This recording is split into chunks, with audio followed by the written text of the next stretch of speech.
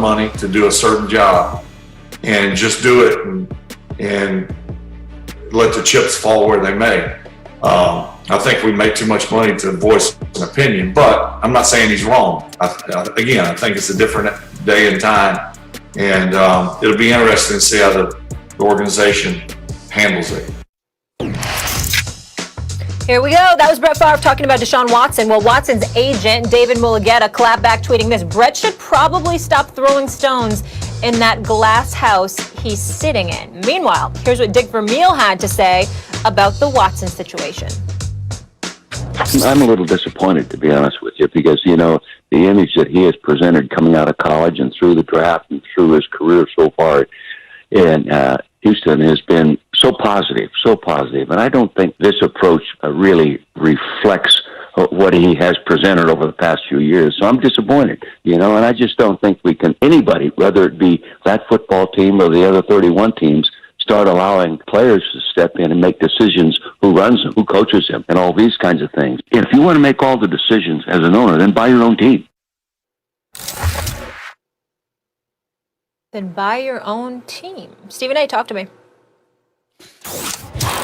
I'm disappointed to hear what Dick Vermeil has to say. I understand where he's coming from because he's very, very old school. By all accounts, he's a good man. He's a champion. He's somebody to be respected. I know how loved he is in Philadelphia, but that's a very archaic point of view. And thank God he's not coaching in the NFL today, because with that kind of thinking, he would have been fired, because nobody would have wanted to play for a man who thinks like that. Let me be very, very clear. When Dick Vermeil says what we just played him saying, I would have had far more respect for what Dick Vermeil had to say if he would have brought up things about the Houston Texans.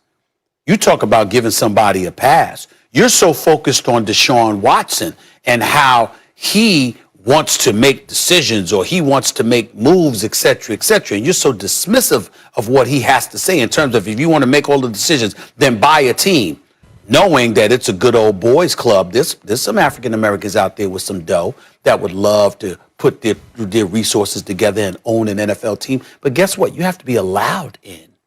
And they've allowed, to tell you what the NFL is all about, they've allowed some individual, Shad Khan from Pakistan, if I remember correctly, to own a team before they've allowed some African Americans to gain an ownership share, at least a significant majority ownership share in a franchise. So that's a different subject to be broached another day.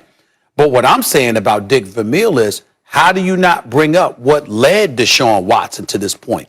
You highlighted how coming out of college, he didn't have this image. You highlighted what a good dude he was. We know how electrifying he was this year, led the league in passing with over 4,800 yards passing, averaging over 300 yards passing per game, completing over 70% of his passes, being an absolute stud outside of Patrick Mahomes. Can you definitively say there's somebody else with that talent and that youth that you would want more than Deshaun Watson?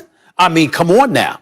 This man is going about the business of doing his job. And if you're the Texans, what did you do in return? You gave him his money, but essentially Dick Vermeil is ignoring all of the things that they did to alienate Deshaun Watson. The moves that Bill O'Brien and the Texans made, the fact that they didn't take him into consideration. And it's not about his emotions. It's not just about that. It's about the fact that he's looking at an organization that appears to be incredibly dysfunctional. So much so that you had coaches out there that didn't want the job, which is why they had to go and give it to a man who's 65 years of age, black, and oh, by the way, was in the league for 27 years and couldn't get a damn job as a head coach. But suddenly he's your new head coach in Houston. That's the route that they had to go. No disrespect to Mr. David Culley, because I'm wishing him nothing but the best.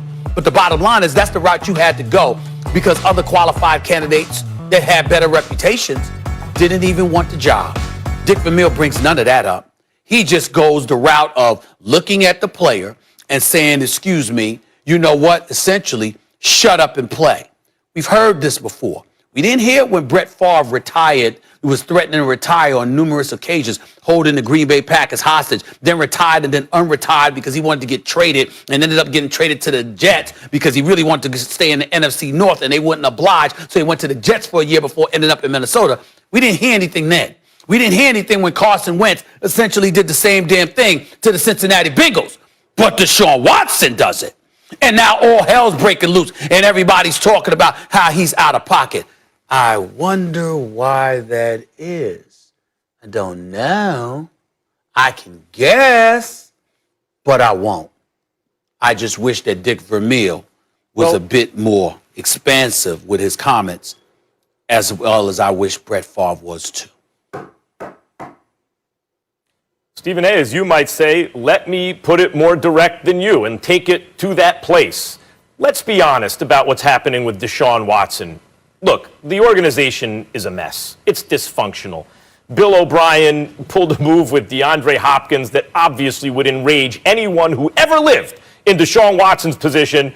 And Deshaun Watson is someone who's ever lived. So he's enraged, too, by it, I'm sure. And then the proof is in the pudding. He balled out of control, and the team still was awful, right? So we understand it's dysfunctional. But, Stephen A., is it just about dysfunction? Or do you suspect, as I do, as many people do, that Deshaun Watson has a problem with McNair, with Cal McNair, right?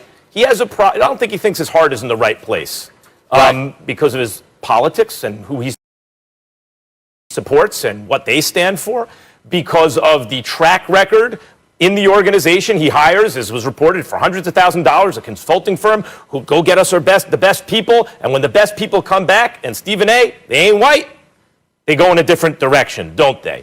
Let's be honest, that's part of what's going on here. So sure. I think it is insensitive for Dick Vermeil to ignore it. But I want to read you something I found this, after Dick Vermeil made his comments today from PennLive.com. It's an interview with Dick Vermeil. Okay, you ready for this? Yeah. Did race relations occur to him as part of his job at Stanford? Quote, it was on our minds at Stanford in the mid-'60s. There was starting to be a revolt with black athletes, especially the track athletes. How did he treat it? Well, I was young and didn't know what I know now. I was probably a little critical, thinking the scholarship athletes should be a little more appreciative of their opportunity and express it that way. But remember, I'm 83 years old, so I grew into our society as it is today, starting way behind where they are today. Because Dick Vermeil talked about his background and the prejudices that he grew up, that were around him as he grew up, and what he had to learn as an adult. And I would like to give him the benefit of the doubt here and think that the learning process is still occurring for him, as it should for all of us, as things change around us. And he is not being sensitive enough, and maybe he can be sensitized to what, in fact, is the issue with Deshaun Watson. Well, I don't think it's merely for him labor issue versus management, stay in your place. I think he needs to be sensitized to the undercurrent of this issue, the racial component of this issue with Deshaun Watson and the Texans. Well, first of all, Max, let me completely applaud you for what you brought up, because that was great information that you provided. So thank you for giving me and this audience that. I'm dead serious about that. I really appreciate that. But I would beg to differ with your conclusion, because I think the very facts that you just presented really eradicates the notion of him needing to be a bit more sensitized.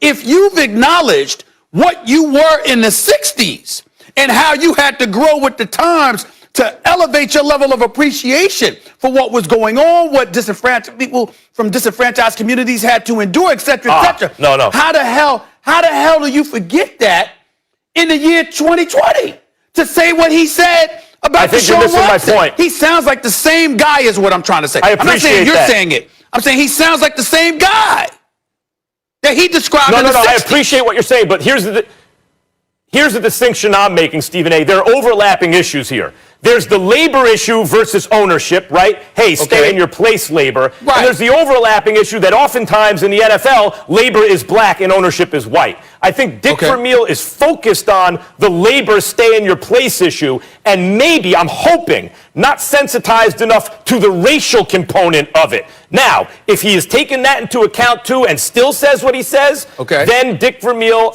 I disagree with, and I have a problem with what he said. Hold on, right, I know we got to go, Molly. I hate to cut off a serious conversation like this, but we got a guest waiting for us with the hard window, so we got to go. We can continue this later. You can give final thoughts. Bills Mafia, you can thank me later, because when we come back, the Bills are back, and our next guest, Stephon